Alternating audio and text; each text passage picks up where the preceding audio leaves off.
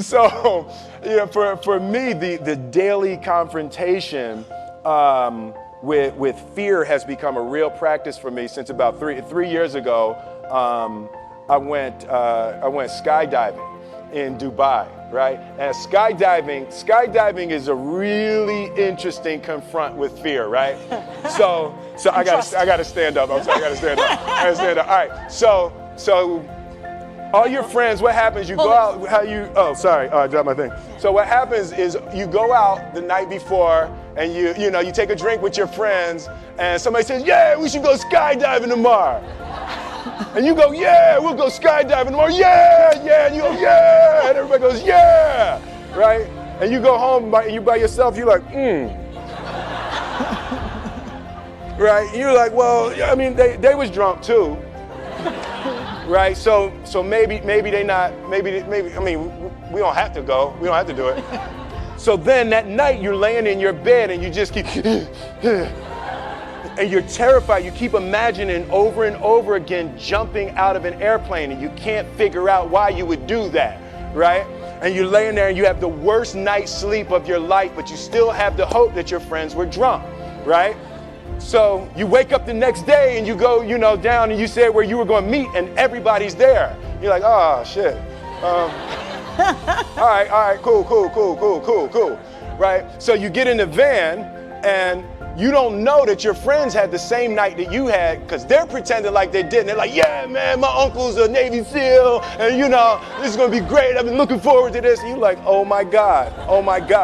And your stomach is terrible. You can't eat and everything, but you don't want to be the only punk who doesn't jump out of this airplane. So you get there, and then you have this safety brief. And you're standing there, and the guys will tell you, well, if the chute doesn't open, what's going to happen is why the hell, what could happen? That the chute wouldn't open, right? So you do a thing, and what you do is your first jump, you're attached to a guy who is going, he's going to walk you out. So you go, and you get there, and there's an airplane, and nobody's stopping. Everybody's still going. So you get onto the airplane, and you're sitting there, and it's extra because you're sitting on some dude's lap, some stranger. You're sitting on his lap, and it's like, you're trying to make small talk. Yeah, man. So you be jumping with people all the time, huh? Right? So, and then you just want to make sure, you got kids, right? You got people you need to see, right? You just want to make sure he's serious, right? So you get in there, so everything's normal. So you fly and you go up to 14,000 feet, and you notice there's a light. It's red and it's yellow and green, right? So right now the light's red. So then you start thinking at some point the light's going to go green, but you don't know what's going to happen, right?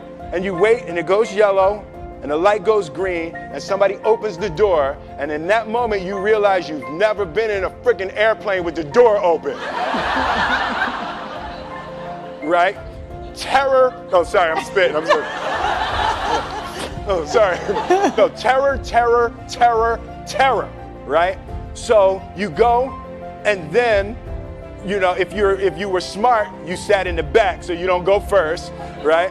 And then people start going out of the airplane. And you go, and the guy walks you up to the end of the thing, and you're standing, and your toes are on the edge, and you're looking out down to death. And they say, on 3. And they say, 1, 2, and he pushes you on 2 because people grab on 3, right? Right? And you go, and you fall out of the airplane, and in 1 second, you realize that it's the most blissful experience of your life. You're flying, right? It doesn't feel like falling, right? It's like you actually are kind of held a little bit by the wind, and then you start falling, and there's zero fear. You realize that the point of maximum danger is the point of minimum fear.